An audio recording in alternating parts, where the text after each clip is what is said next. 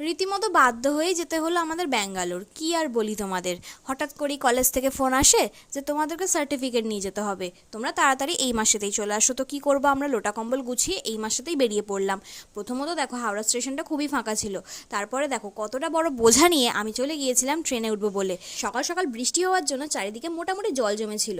হ্যাঁ জানি, আমাকে বলবে এক্ষুনি যে তোমাকে তো দিদি দেখাই যাচ্ছে না, শুধু তো ব্যাগটাকেই দেখা যাচ্ছে। জানি আমি সেটা, তাই একটু রিফ্রেশমেন্টের জন্য খেয়ে নিয়েছিলাম লেমন টি। তো লেমন টি খাওয়ার পর মোটামুটি ভালো লাগছিল একটু শরীরটা।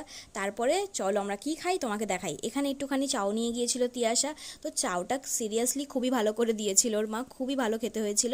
তারপরে দেখো বাইরের ভিউটা কিছুটা ছিল এরকম ধরনের, খুবই সুন্দর। তো দেখে আমার একটুখানি ক্যাত মারতে ইচ্ছা হলো গেটের সামনে।